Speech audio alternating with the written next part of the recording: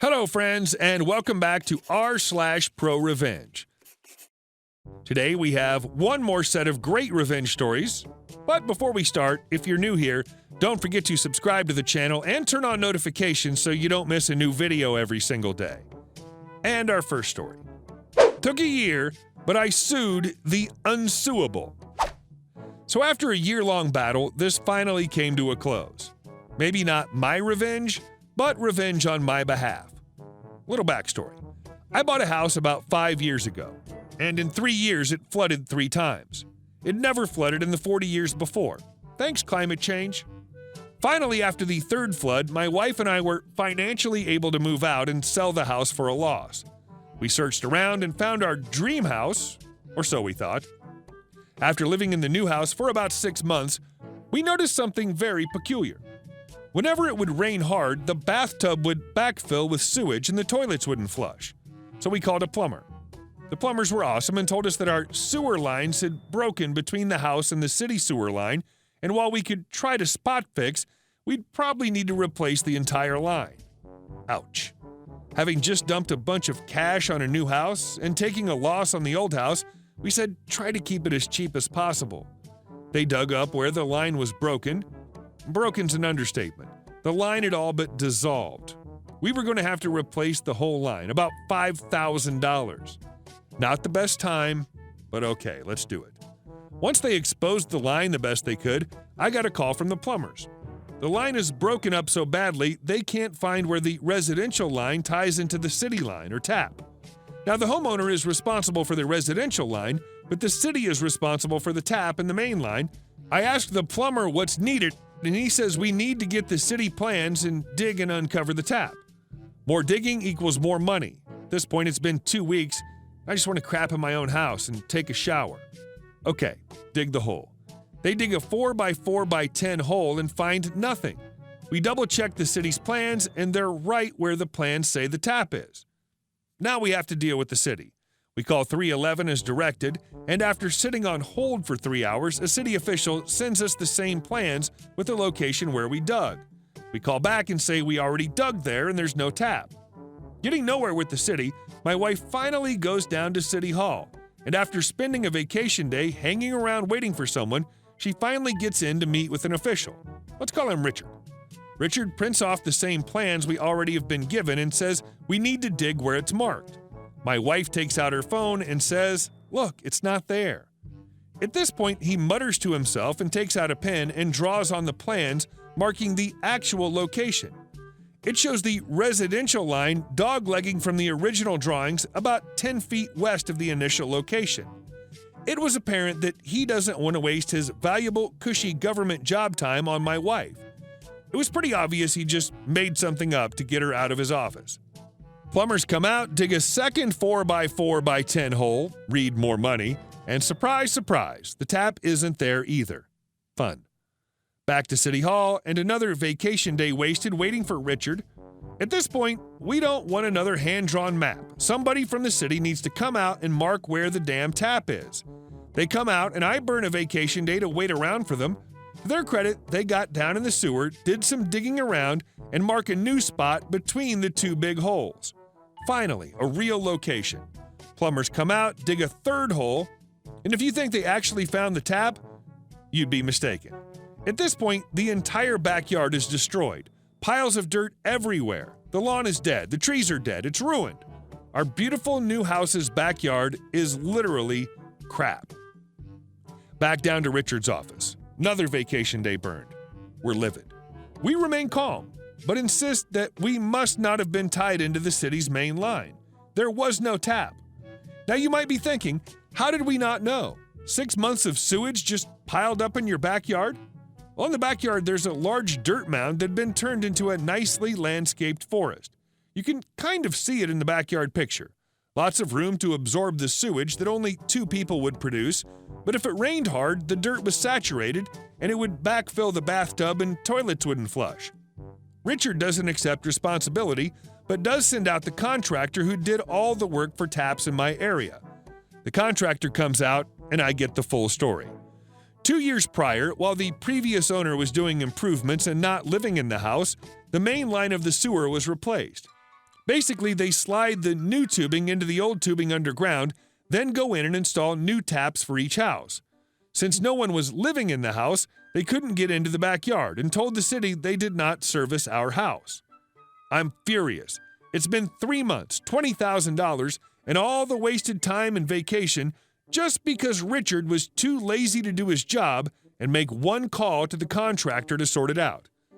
Now remember how my first house flooded 3 times? I learned my lesson dealing with people, and once we knew we had to talk to the city, we recorded everything. Every phone call, every email, I videoed the contractor and his explanation, everything, and all obtained legally. In my state, you have to have both people's consent to be recorded. He installs a tap, and I take the first shower at my new house in 3 months. I'm ready to act. I go down once again to Richard's office. I show him everything, and I want to file a claim. I agree to cover the cost of the residential line as that's my responsibility. However, I want the city to reimburse the cost to dig the unnecessary holes. I think I have a good case. Pursuant to our city, we had to file a claim before starting any work and provide 3 estimates in writing to file a claim. Since none of that was done and could not be done after the fact, Richard denied the claim right there. Left without words, I walk away completely defeated. I perk up on the way home after calling my wife and being reminded that I have some lawyer friends. Surely one of them could help or knows someone who can. Unbeknownst to me, my state has something called sovereign immunity. Basically, you can try and sue the city or state, but it'll be thrown out immediately, and Richard knows this. No credible lawyer will help my pursuit of this case because they know it'd just be wasting my money. I'm pretty much SOL. After months of calling around to try and find anyone to help, I've resigned myself to defeat. Almost a year goes by. The loans I took out are about to start coming due, and I have no idea how I'm going to pay for it. All communication with Richard and his office is blocked. I've also tried his boss and crickets. I tried going back down there, but Richard refused to meet with me. I finally reached out to my council member in a last-ditch effort. I include a synopsis along with all the evidence I have. I don't expect much. 1 hour after hitting send, my phone rings. It's my council member, and she is livid about how we were treated. She has a meeting scheduled with the head of public works for later that week. She doesn't promise anything, but says she's going to fight for me until they kick her out of the building. After the meeting, she calls me on her way back to the office. The head of public works has accepted full responsibility. She wants receipts for everything. The plumber, pay stubs showing the vacation we took, phone logs from the time we spent on hold, the quote from the landscaper to fix the backyard, all of it. She has them all in her inbox by the time she makes it back to her office. That was about 3 weeks ago. Yesterday, I met with my council member at her office. Me. Thank you so much. My wife and I cannot repay you for all you've done. Her. It was my pleasure. We chit-chat for a bit. Her. Here's a check for what you're owed. Me. This is so great. We can pay off the loan and finally get someone to fix it. Wait, this is much more than we need. Her. You forgot to include emotional distress. I added it in for you. Wink. Oh, and if you ever have any issues, you won't have to worry about dealing with Richard. He no longer works there. Just come to me. I've become good friends with the head of public works. Oh my God, you are literally the best person I know. Is there anything I can do? Her. Elections are in the fall. Maybe you could turn out and vote. So I went home, paid off everything, and the landscapers are coming out next week. Oh, and I'm volunteering on her re-election campaign. Thanks for reading. I hope she gets re-elected. She sounds like she really cares about her people. And our next story.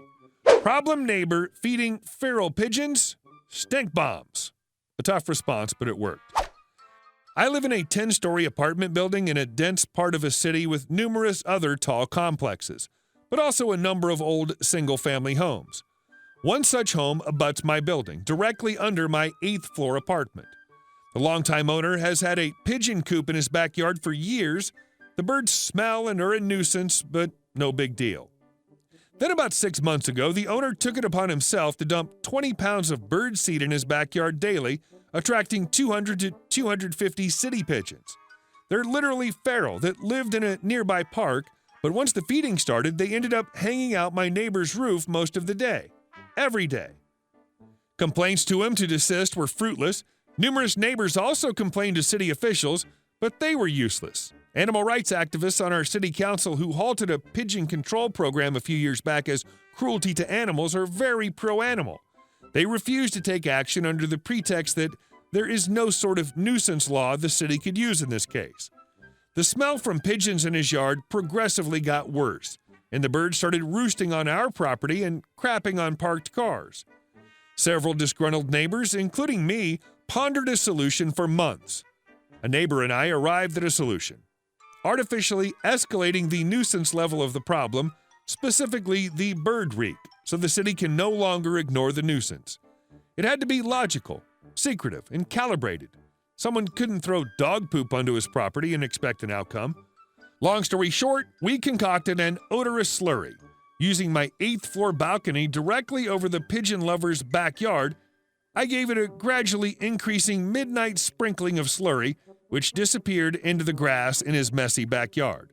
Within 1 week, the increased odor emanating from his property reached half a block away. Suddenly, the problem was resolved. We did not see the official action, but word was that several prominent businessmen who own a restaurant down the street complained to the mayor about the stench. The city took action. The guy's now only allowed to keep about 15 pigeons in coops, no more feeding the ferals. An unorthodox solution to a problem that needed to be dealt with. It's a really nice, clear-cut pro-revenge story. You had a problem, you did what you could do to fix it without being a weirdo. That's a grand accomplishment here, I reckon. Hey guys, thank you all for watching the video to the end, and I'll see you in the next one.